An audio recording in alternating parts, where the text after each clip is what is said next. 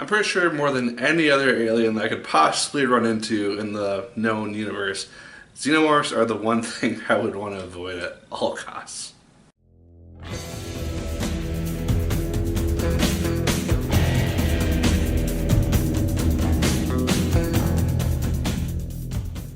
Hello once again, watchers of good movies. My name is Nick Pell and this is once again coming from my apartment. Now today we are going to be talking about the film Alien Covenant. Yes, I know this review is over a week late. I apologize. I had not seen Prometheus until today, and so I decided I'm going to watch the movie.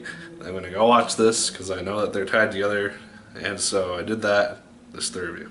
Michael Fassbender, he stars in this film in two different roles. He plays the android David from Prometheus, and he also plays the android Walter, who is new to this series. And Michael Fassbender as an actor just continues to amaze me. I love him in almost everything that he does. He is fantastic, and he pulled off this role really well. He made it really evident that these two androids, when they do meet and they have scenes together, that they are two different personalities. They just act two different ways, and I thought he pulled that off really, really well. Katherine Watterson from the Fantastic Beasts movie, she's also in this film. She plays the second in command person for the ship called the Covenant, and I thought she did good as well. This is the first thing I've seen her in outside of Fantastic Beasts to my knowledge, and so I thought she did her role pretty well. She brought in the emotion and the drive to get stuff done, that type of stuff. Dan McBride also did pretty well in this film. I was kind of surprised that he pulled off such a serious role as well as he did, because you usually think of him in kind of the funny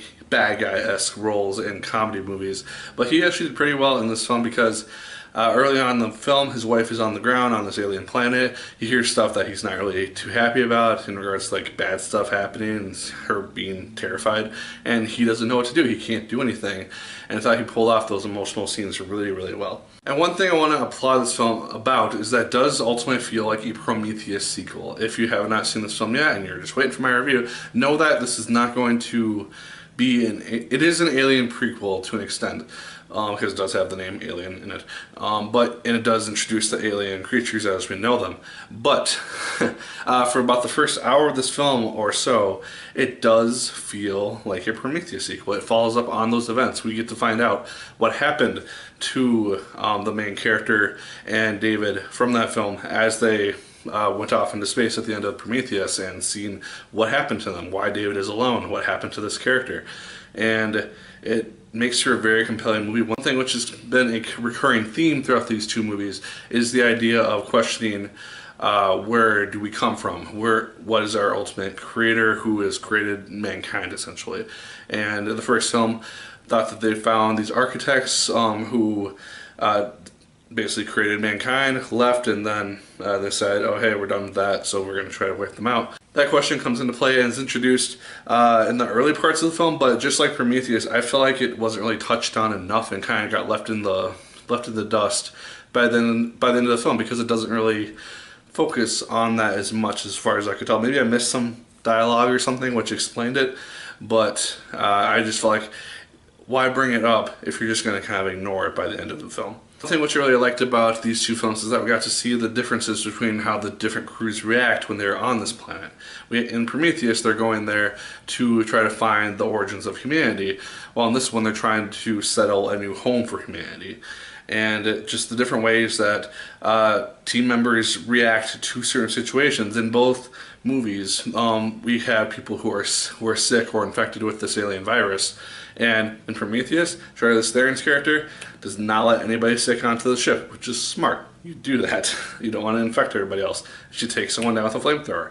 In this one, they let somebody sick onto the aircraft a couple of times, and aliens get loose and they kill people, and so bad stuff happens as a result of that. So you see kind of the consequences of those two actions. CGI special effects in this film are also very fantastic. I can't really tell anymore what's CGI, what's special effects, what's actual like replicas and makeup and whatnot. It all looked very, very cool. The sets on this island looked very cool, especially just kind of the main hub that they end up going to with David after a point. That all looked very neat. And then the xenomorphs themselves looked very, very cool because you get to kind of see the evolution of them to an extent. Because at the end of Prometheus, if you recall, at the last scene of that film, we get to see the first one bursting out of the chest of one of the evil alien people. And it didn't quite look the same as what our general xenomorphs would look like. But then we find out over the course of events in the film how this version and how the ones that we come to know with the face things and the eggs and all the stuff, all the black xenomorph stuff comes to be, because they are white at first. They have these white-skinned creatures that sell the tails and stuff, but they're much more weak to bullets and stuff. And so it's kind of interesting to see how that evolution takes place and how they're displayed on screen, because we get to see the little ones and we get to see the big ones, and it's all cool. The real issue that I had with this film, because I enjoyed it for the most part, is the fact that I did find the ending a little bit predictable in regards to the kind of the twist at the last minute of the film. It's just something which I saw coming when it kind of became a setup for it. I kind of wish I hadn't, but it's just in the back of my mind, I'm like, that person, maybe not. So that's all I'll say about that. But overall, guys, I actually really enjoyed Alien Covenant. I found myself having a very fun time with it. I really appreciated having seen Prometheus before going into this film. I think if I had not, I would not have appreciated it as much, because I would have been very, very lost as to who David was, what his backstory is, why the ship that they find very early on in the film is very important, stuff of that nature, callbacks to the movie. I would have missed those things, and I really appreciate the fact that I saw Prometheus before going into this film.